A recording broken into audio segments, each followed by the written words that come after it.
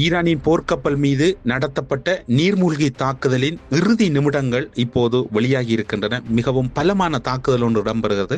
அந்த தாக்குதலை நீங்கள் இப்போது பார்க்கக்கூடியதாக இருக்கும்.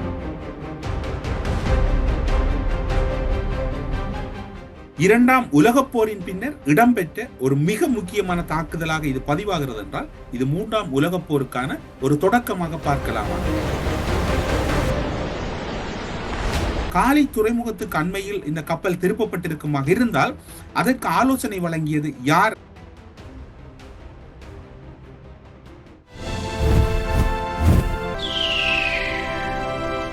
லங்காஸ்ரீயின் கழுகு பார்வை நிகழ்ச்சியில் மீண்டும் உங்களை சந்திப்பதில் மகிழ்ச்சி. வணக்கம். நேற்றைய தினம் இலங்கை கடற்பரப்புக்குள் தாக்குதலுக்குள்ளான IRSI தேனா ஈரானினுடைய போர்க்கப்பல் தொடர்பான பல தகவல்கள் நேற்றைய தினம் வெளியாகியிருந்தன. ஈரானின் போர்க்கப்பல் மீது நடத்தப்பட்ட நீர்மூழ்கி தாக்குதலின் இறுதி நிமிடங்கள் இப்போது வெளியாகி இருக்கின்றன. மிகவும் பலமான தாக்குதல் ஒன்று இடம்பெறுகிறது. அந்த தாக்குதலை நீங்கள் இப்போது பார்க்கக்கூடியதாக இருக்கும். அந்த கப்பல் இரண்டாக பிளக்கப்பட்டு நீருக்குள் மூழ்கும் ஆபத்தான காட்சிகளை இப்போது பார்க்கின்றீர்கள். இந்த தாக்குதல் என்பது இரண்டாம் உலகப் போருக்கு பின்னர் இடம்பெற்ற முதல் தாக்குதல் என்று பதிவாகின்றமை குறிப்பிடத்தக்கது. அதன் தொடர்ச்சியாக அந்த கப்பல் தொடர்பிலும் அந்த கப்பல் ஈரானினுடைய அதிசக்தி வாய்ந்த போர்க்கப்பல் என்பதோடு ரேடார் பொருத்தப்பட்டிருக்கக்கூடிய போர்க்கப்பல் என்றும் குறிப்பிடப்படுகிறது. அந்த போர்க்கப்பல் தாக்குதலுக்குள்ளான விதம் தொடர்பிலும் அதில் குறிப்பாக 180க்கு மேற்பட்ட கடற்படையின் அதிசக்தி வாய்ந்த அதிசிறப்பு மிக்க வீரர்கள் இருந்ததாகவும் கூறப்படுகிறது. இந்தியாவின் விசாகப்பட்டினத்தில் இடம்பெற்ற கடற்படையின் நிகழ்வொன்றில் கலந்து கொண்டு விட்டு திரும்புகின்ற போது இந்த சம்பவம் இடம்பெற்றிருந்தது குறிப்பிடத்தக்கது. ஜனவரி 18 தொடக்கம் 25 வரை இந்தியாவின் விசாகப்பட்டினத்தில் கடற்படையின் கூட்டு பயிற்சி சிறப்பு கண்காட்சி இடம்பெற்றிருந்தது. அதில் ஈரானினுடைய சிறப்பு கடற்படை கப்பல் கலந்து கொண்டிருந்தது குறிப்பிடத்தக்கது. காலியில் நீரில் மூழ்கிய IRIS தேனா கப்பல் ஒரு சிறிய பொருள் அல்ல, ஒரு சாதாரணமான கப்பல் அல்ல. கிட்டத்தட்ட சொல்ல போனால் அது அமெரிக்க தாக்குதலுக்கு இலக்காகிறது என்பதை நாம் நேற்று திடமாக கூறினோம். ஆனாலும் கூட அந்த கப்பல் அமெரிக்காவால் மிக துல்லியமாக கணிக்கப்பட்டிருக்கிறது. அது ஒரு சாதாரணமான கப்பல் அல்ல, மின்னணு எலக்ட்ரிசிட்டியோடு சம்பந்தப்பட்ட எலக்ட்ரிசிட்டி வோர் ஷிப்பாகத்தான் அது பார்க்கப்படுகிறது. அது குறிப்பாக சொல்ல போனால் சமிஞ்சை கண்டறிதல், அதே போன்று பல தன்னால் எதிர்த்தரப்பிடமிருந்து வரக்கூடிய தாக்குதல் திறனை மிகவும் துல்லியமாக உணரக்கூடிய அந்த கப்பல் தான் தாக்கி அளிக்கப்பட்டிருக்கின்றது. கடற்படை கப்பல் நவீன தொழில்நுட்பங்களை கொண்ட கப்பலாக ஈரான் கடற்படைக்கு சொந்தமான நவீன தொழில்நுட்பம் என்று சொன்னால் ட்ரோன் அமைப்பு மற்றும் நீண்ட தூர குறுகிய தூர கடற்படை மற்றும் வான்படை இலக்குகளை கண்டறியும் திறன் கொண்டது. இவ்வாறான மிகவும் சிறப்பு வாய்ந்தது முழுமையாக ட்ரோன் அமைப்புகளை கொண்ட ஒரு கடற்படை கப்பலாகத்தான் இருக்கிறது. ஆனால் எப்படி நேற்றைய தினம் ஒரு குறிப்பாக நீர்மூழ்கி கப்பல் ஒன்றினுடைய தாக்குதலை இந்த கப்பல் முறியடிக்க தவறியது என்பதுதான் இங்கு இருக்கக்கூடிய கேள்வியாக இருக்கின்றது. உயர்தர பாதுகாப்பு மற்றும் தாக்குதல் திறன் கொண்ட கப்பல் எதிர்ப்பு ஏவுகணைகள் மற்றும் அதனோடு தொடர்பான பல சாதனங்கள் இயல்பாகவே அதில் இயங்கக்கூடிய தன்மையும் கொண்டிருக்கின்றது. குறுகிய தூர பாதுகாப்பு, லோஞ்சர் துப்பாக்கி பாதுகாப்பு அடுக்குகள் எல்லாம் அந்த கப்பல்ல இருக்குது. அது மட்டுமில்லாது தொழில்நுட்ப திறன் என்பது கிட்டத்தட்ட ஒரு அதிசக்தி வாய்ந்த தொழில்நுட்ப திறன். இந்த தொழில்நுட்ப திறன் ரஷ்யாவினுடைய தொழில்நுட்ப திறன் என்று கூறப்படுகிறது. அப்படி என்றால் இந்த கப்பலின் தாக்குதலின் பின்னர் ரஷ்யாவினுடைய தொழில்நுட்பமும் கேள்விக்குட்படுத்தப்பட்டிருக்கிறதா என்பதுதான் இங்கு கூறப்பட வேண்டி இருக்கின்றது. குறித்த கப்பலானது ஈரானினுடைய முதன்மை கப்பல் என்றும் கூறப்படுகிறது. அது மட்டுமில்லாது பிராந்திய நடவடிக்கைகளுக்கு அந்த ஈரான் பிராந்தியத்திலே ஏதாவது ஒரு நடவடிக்கைகள் இடம்பெறுமாக இருந்தால் இந்த கப்பலினுடைய பங்களிப்பு என்பது மிக மிக பிரதானமான கப்பலாக பார்க்கப்படுகிறது. அதனை அறிந்துதான் அமெரிக்கா இந்த வேலையை செய்ததான் என்று இங்கு எண்ண தோன்றுகிறது. IRIS தேனா கடற்படை கப்பல் முக்கிய தொழில்நுட்ப மற்றும் செயற்பாட்டு சிறப்பம்சங்களை கொண்டு வடிவமைக்கப்பட்ட ஒரு சிறப்பான கப்பல் மட்டுமல்ல, இந்த கப்பல் தன்னுடைய பிராந்தியத்திலே ஏதாவது ஒரு ஆபத்து வருமாக இருந்தால் நேரடியாக அந்த களத்துக்கு சென்று அதனை சமாளிக்கக்கூடிய உயர் திறன் கொண்டதாக கூறப்படுகிறது.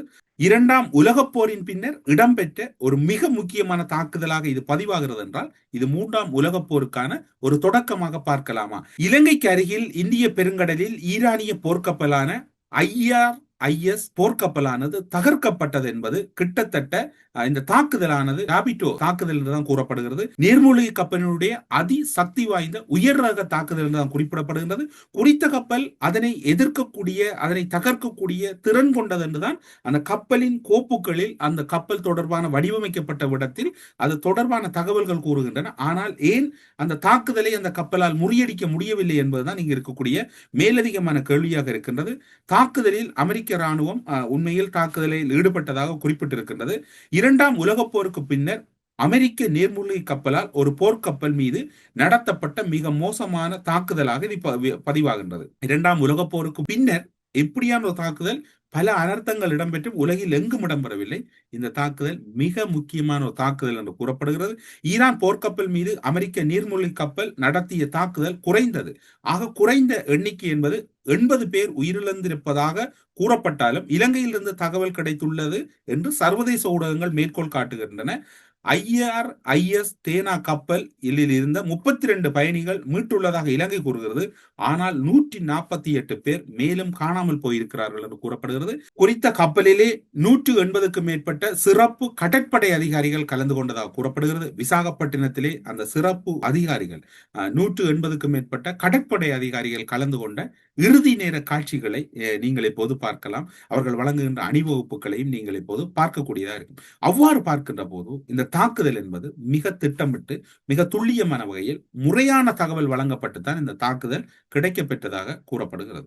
இப்போது நீங்கள் ஒரு புகைப்படத்தை பார்க்கக்கூடியதாக இருக்கும். இலங்கையின் தெற்கு கடலில் நேற்றைய தினம் தகர்க்கப்பட்ட ஈரானினுடைய அதிசக்தி வாய்ந்த போர்க்கப்பலில் இருந்த கடற்படையின் மிக முக்கியமான தலைவர் இவர் என்றுதான் கூறப்படுகிறது, அல்லது கடற்படையின் முக்கியமான கொமாண்டோ இவர் என்றுதான் கூறப்படுகிறது. இடது பக்கத்தில் இருக்கக்கூடியவரை நீங்கள் அவதானிப்பீர்கள். இந்திய கடற்படை அதிகாரி தினேஷ் கே திபுரி முறையே ஈரான் மற்றும் அமெரிக்க கப்பல்கள் கொமாண்டோக்களுக்கு கையிலாக கொடுக்கிறார். விசாகப்பட்டினத்தில் நடந்த இந்த ஒத்திகையின் போதுதான் இந்த கடற்படை அதிகாரி கையிலாக கொடுப்பதை நீங்கள் பார்க்கக்கூடிய இருக்கிறது. அந்த கையிலாக கொடுத்த கொமாண்டோவின் நிலை என்ன என்பது தொடர்பிலும் இன்று வரையும் எந்த ஒரு தகவலும் இல்லை. உத்தியோகபூர்வமாக இலங்கை அரசும் பேசவில்லை. அதே நேரம் உத்தியோகபூர்வமாக ஈரானும் இது தொடர்பான தகவல்கள் எதனையும் வெளியிடவில்லை. இது ஒரு மர்மமான முடிச்சாகத்தான் தொடர்ந்து கொண்டிருக்கின்றன. ஆனால் என்ன அந்த கப்பல் எவ்வளவு திறன் வாய்ந்தது அல்லது இதனுடைய இழப்புகள் தொடர்பிலும் கூறவில்லை. இன்னும் ஒரு தகவல் கூறப்படுகிறது. இதனை இரண்டு தரப்புகளும் உறுதிப்படுத்தவில்லை. குறிப்பாக இதனை பாதுகாப்பு நடவடிக்கை அல்லது அவர்களுக்கு தொடர்பான உதவிகளை வழங்கிய இலங்கையும் உறுதிப்படுத்தவில்லை, ஈரானும் உறுதிப்படுத்தவில்லை. காலி துறைமுகத்தில் நங்கூரமிட்டு கிட்டத்தட்ட 12 மணித்தியாலங்கள் குறித்த ஈரானினுடைய போர்க்கப்பல் காத்திருந்ததாகவும் அந்த காத்திருந்த நேரத்தில் தான் இந்த தகவல் வழங்கப்பட்டதா என்கின்ற தகவல்கள் பகிரப்படுகின்றன. ஆனால் இதனுடைய உண்மைத்தன்மைகள் முழுமையாக தெரியாது. இந்திய பெருங்கடலில் பயணித்த கப்பலுக்கு ஏதோ ஒரு ஆபத்து வருகிறதா என்பதை உணர்ந்த பின்னர் இந்த கப்பல் யார் உதவி வழங்கினார்கள், யாரினுடைய ஆலோசனையோடு இலங்கைக்குள் இந்த கப்பல் திருப்பப்பட்டது, காலி துறைமுகத்துக்கு அண்மையில் இந்த கப்பல் திருப்பப்பட்டிருக்குமாக இருந்தால் அதற்கு ஆலோசனை வழங்கியது யார் என்கின்ற கேள்விகள் எல்லாம் இருக்கின்றன. இந்த கப்பல் தாக்கப்பட்ட நடவடிக்கையில் பல முடிச்சுக்கள் அவிழ்க்கப்படாமல் இருக்கின்றன. இதன் பின்னணியில் பெரியதொரு ரகசிய சதி நடவடிக்கைகள் இடம்பெற்றிருக்கலாம் என்று கூறப்படுகிறது. விசாகப்பட்டினத்திலே கடற்படையின் கூட்டு பயிற்சியிலே கலந்து கொண்டு விட்டு திரும்பி பெருங்கடலில் சென்று கொண்டிருந்த கப்பல் எவ்வாறு இலங்கைக்குள் திருப்பப்பட்டது, அல்லது இந்த கப்பலுக்கான ஆபத்து வருகிறது என்பது யாராலோ கணிக்கப்பட்டிருக்கிறதா, அல்லது இந்த கப்பல் தாக்கப்படலாம் என்பதை யாரும் அறிந்திருந்தார்களா என்பதுதான் இங்கு இருக்கக்கூடிய கேள்வி. இதற்குரிய உயர் தொழில்நுட்பம் ரஷ்யாவினுடைய தொழில்நுட்பம் என்று எல்லோரும் கூறினாலும் இந்த கப்பலுக்கான அதிகளவான தொழில்நுட்ப பிரிவுகள் சீனாவிடமிருந்து இந்த கப்பலுக்கு வழங்கப்பட்டிருக்கலாம் என்று கூறப்படுகிறது. அவ்வாறாயின் கடற்படையின் ஈரானினுடைய போர்க்கப்பல் ஒன்றுக்கு சீனாவால் வழங்கப்பட்ட தொழில்நுட்பம் என்பது இங்கு செயலிழக்க செய்யப்பட்டிருக்கிறதா?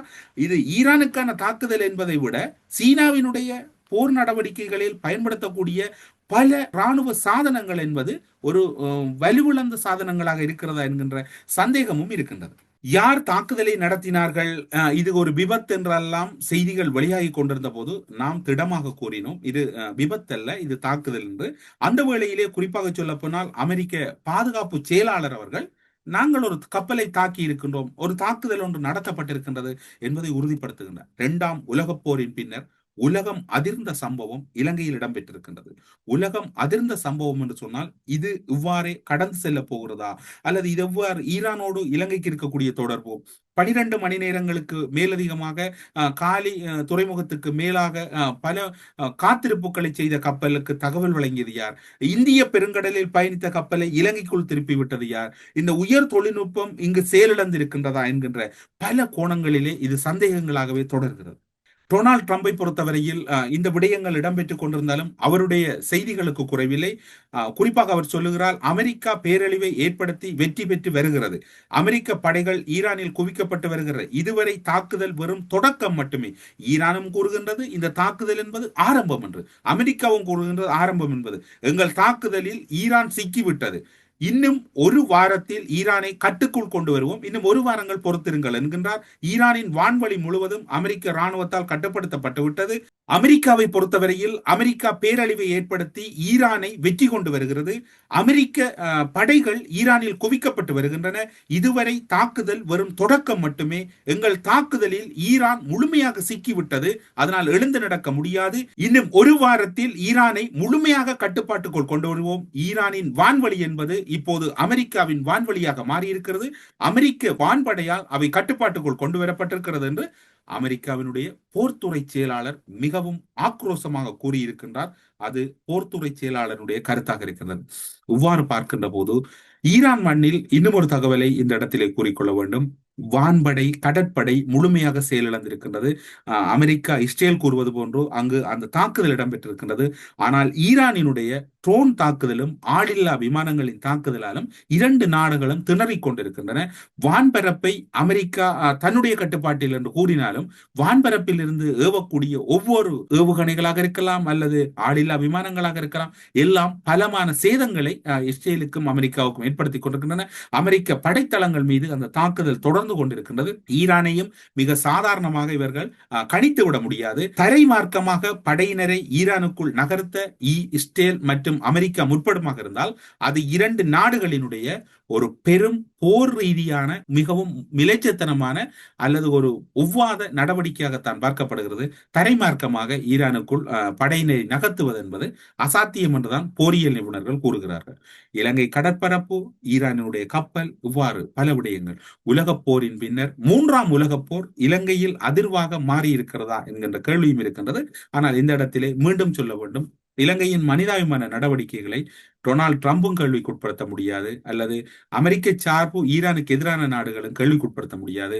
ஆனால் இது பெரும் ஒரு சவால் நிறைந்த விடயமாகத்தான் ராஜேந்திர ரீதியில் இருக்க போகின்றது. இந்த பெரும் கப்பல் ஈரானுடைய போர் கட்டுமானத்திலே அதிசக்தி வாய்ந்த ஒரு போர்க்கப்பல், அந்த நாட்டினுடைய போர் ஒன்று பிரகடனப்படுத்தப்படுமாக இருந்தால் மிகவும் உயர்திறன் கொண்ட கப்பலை இப்போது ஈரான் வெளி கடற்பரப்பொன்றில் இழந்திருப்பது என்பது இன்னும் ஈரானுக்கு சினமூட்டக்கூடியது. இந்த கப்பல் இழக்கப்பட்ட பின்னர் ஈரான் எந்த ஒரு தகவலையும் வெளிப்படுத்தவில்லை. அது எவ்வாறான தாக்குதலை அல்லது எவ்வாறான ஒரு நடவடிக்கை மூலம் வெளிப்படுத்த போகிறார்கள் என்பதுதான் இங்கு இருக்கக்கூடிய கேள்வியாக இருக்கிறது என்று கூறி, கழுகு பார்வையில் பல முக்கியமான, எங்கும் நீங்கள் அறிந்திராத, யாரோடும் நீங்கள் உரையாடி இருக்காத, யாராலும் பேசப்படாத மிக முக்கியமான விடயங்களை இந்த இடத்திலே பகிர்ந்து கொண்டிருக்கிறோம் என்று கூறி, கழுகு பார்வை நிகழ்ச்சியிலிருந்து விடைபெற்றுக் கொள்கிறோம். நன்றி, வணக்கம்.